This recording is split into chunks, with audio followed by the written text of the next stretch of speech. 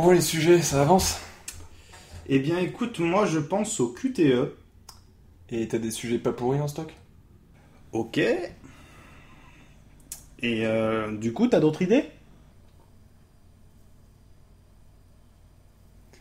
Écoute, moi tant qu'on fait pas les choix, ça me va.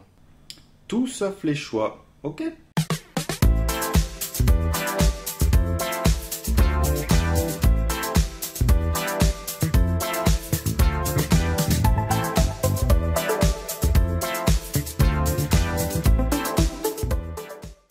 Salut à tous, c'est Marcel et bienvenue dans ce 12e épisode de Game Next Door. Et aujourd'hui, on va se demander si nos choix ludiques nous appartiennent. Vous l'avez sans doute remarqué, mais ces dernières années, à côté des open world plus grands que le plus grand des open world, la tendance est au choix.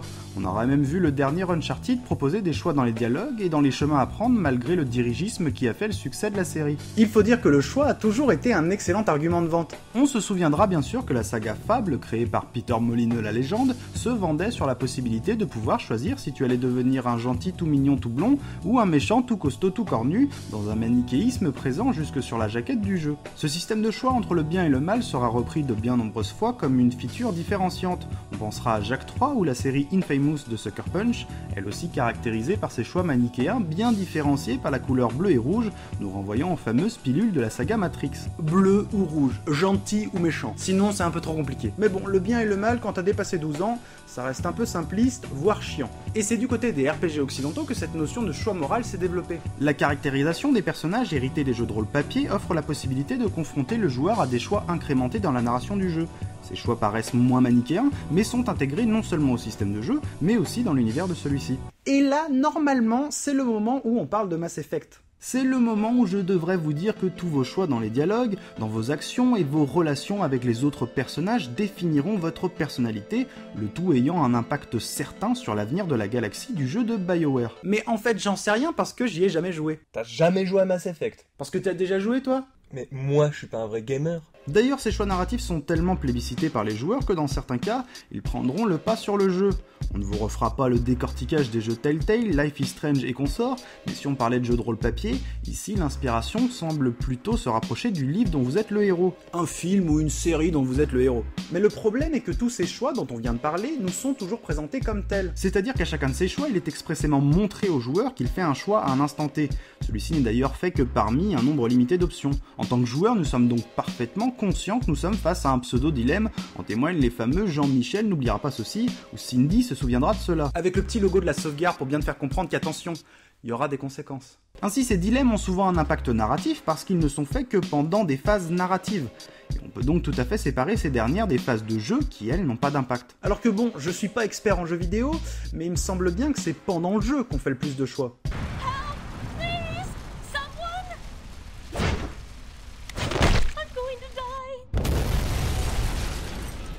On le répète bien assez souvent, mais le jeu vidéo est le média de l'interaction et du feedback.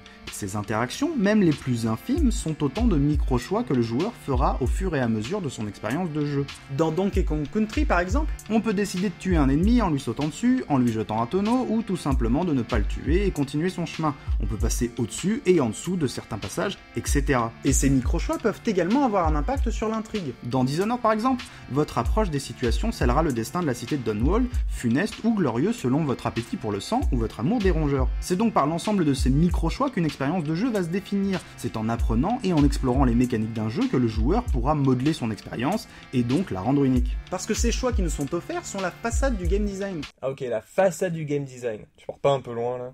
Ouais.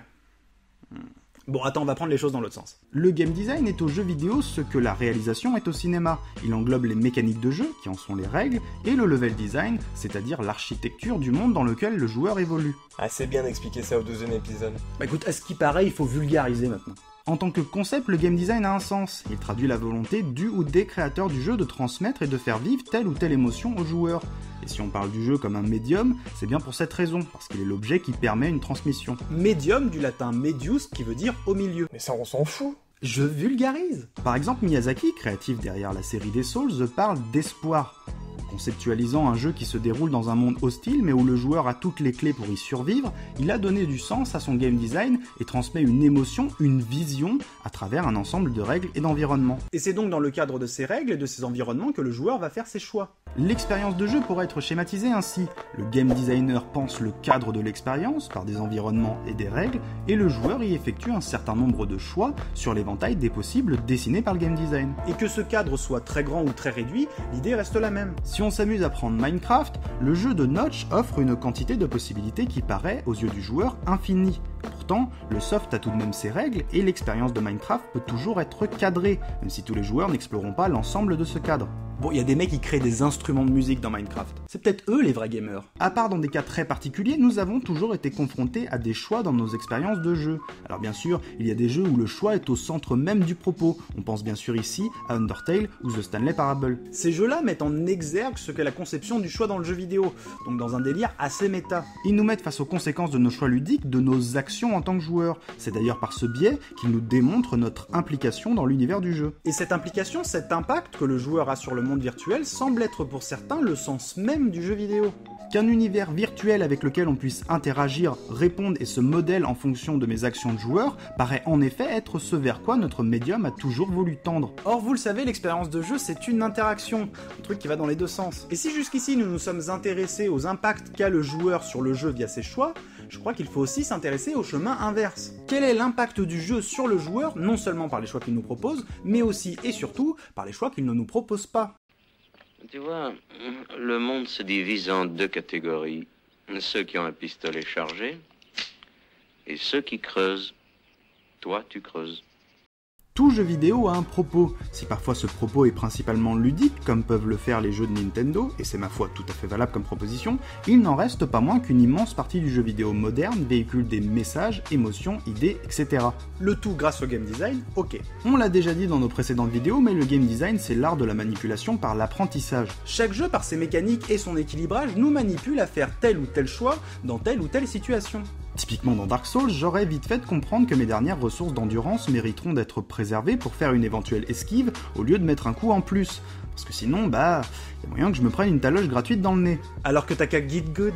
Tous les jeux nous enseignent leur mécanique avec plus ou moins de réussite. Et nous font comprendre leur profondeur au fur et à mesure que l'on progresse dans ceux-ci. Ils ont donc bien un impact sur notre condition de joueur. Par exemple, vous n'êtes plus le même joueur avant et après avoir joué à Darkest Dungeon. D'ailleurs, Darkest Dungeon est un cas d'école dans l'art de la manipulation du joueur et de ce qu'il fait de nous au fur et à mesure du jeu. Ah, voilà le moment placement de produit. Celui-là même. Darkest Dungeon vous propulse à la tête d'un rameau, héritage maudit de votre famille. Votre ancêtre qui vous refile un bébé déjà bien crasseux vous demande de faire de nouveau prospérer ce bled en allant piller le plus sombre des donjons. Ce pillage se fait grâce à une tripotée de pégus belliqueux qu'il faudra améliorer grâce à l'argent récolté, mais surtout maintenir plus ou moins sains d'esprit après leurs excursions dans le plus sombre des donjons. En effet, plus ils feront de sorties, plus ils seront affligés de diverses pathologies, allant de la simple kleptomanie au masochisme primaire doublé d'une fascination pour la nécrophagie.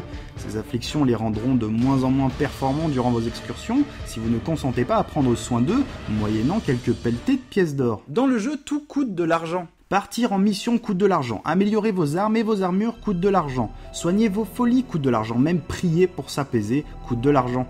Et tout ça fait que vos sorties sont à peine rentables, et encore sur le court terme, tant les pathologies pulluleront parmi vos hommes et femmes d'infortune au fur et à mesure de votre progression. Et sans vous en rendre compte, à cause de ce flux tendu de thunes, vous allez changer votre approche du jeu. Car une seule chose est gratuite dans Darkest Dungeon, les personnages. Vous pouvez recruter tant que vous avez de la place dans votre caravane, et si au début on s'attache à ceux-ci, on s'en détache d'autant plus vite qu'on comprend qu'ils sont la ressource la plus simple à obtenir. Et c'est là que le jeu te manipule pour faire un choix plutôt qu'un autre. Parce qu'on pourrait très bien prendre soin de chaque perso, prendre le temps de s'en occuper, mais cela demanderait énormément de temps. Le jeu, en nous agitant notre objectif devant le pif, nous déshumanise et fait de nous un joueur froid et calculateur, jetant les héros que nous avons trop usés pour servir notre soif de plus d'or et de plus de puissance. Et ça marche d'autant plus que le jeu est impitoyable. Chaque micro-choix compte dans Darkest Dungeon, chaque action en combat peut avoir des conséquences désastreuses et une accumulation de mauvaises décisions peut vite tourner au vinaigre et vous faire perdre vos petits protégés. Et c'est bien parce qu'on intègre tout ça qu'on devient nous-mêmes impitoyables. Ok, donc le jeu a fait de toi un connard. Disons qu'il fait ressortir le connard en moi.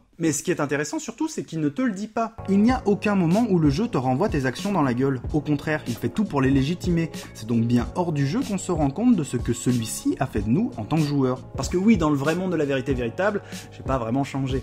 Mais c'est seulement après avoir pris du recul sur notre expérience qu'on peut déceler l'intention, le vrai propos du jeu qui nous démontre l'absurdité d'une course à la gloire qui nécessite tant de sacrifices pour qu'au final ce hameau que vous avez rendu si prospère tombe de nouveau dans la ruine dès que votre course obsessive prendra fin.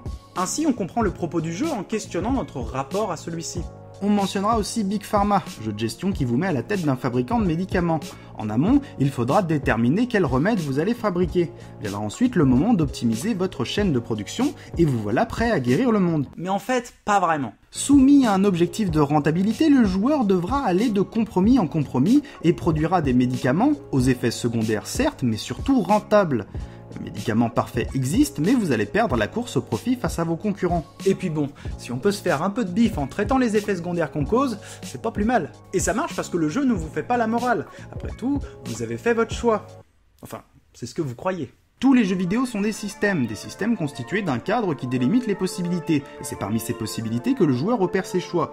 Mais ces derniers sont donc toujours systémiques. C'est-à-dire qu'à part dans le cas de gameplay émergent, tous les choix que vous ferez, même les plus petits choix, tous ont déjà été envisagés, donc voulus par le game designer. Et c'est en ce sens que tout jeu est une immense manipulation, une manipulation à laquelle on prend part volontairement dans ce qu'on appelle une attitude ludique. En revanche, il nous semble nécessaire de comprendre comment opère cette manipulation, et pour cela, il est crucial de se questionner sur ce à quoi on joue. Reprenons le cas de Big Pharma, c'est bien la pression financière qui dicte le comportement du joueur. Les choix qu'il opère se dessinent autour d'un objectif de profit. Mais imaginons que la pression vienne du bien-être de la population, que la victoire dépende non pas de la santé de votre compte de résultats, mais de celle de l'humanité. Les règles resteraient les mêmes, mais on ne les envisagerait pas de la même manière. On peut aussi penser à Civilization 5 qui nous donne l'impression d'un nombre infini de scénarios, mais on pourrait vite perdre de vue ce que le jeu ne nous propose pas.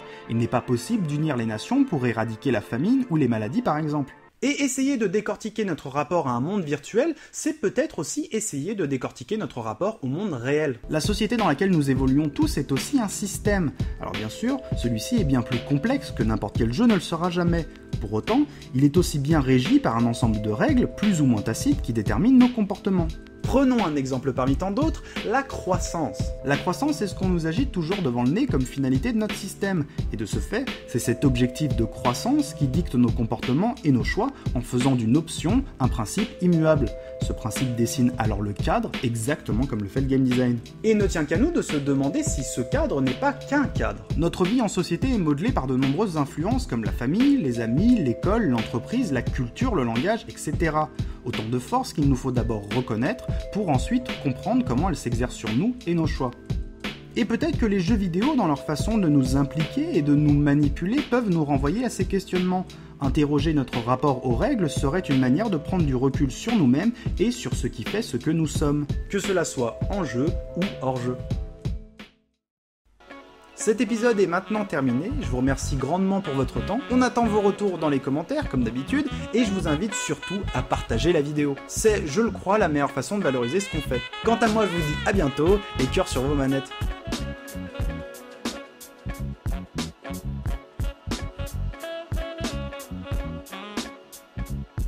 Le plus sombre des donjons.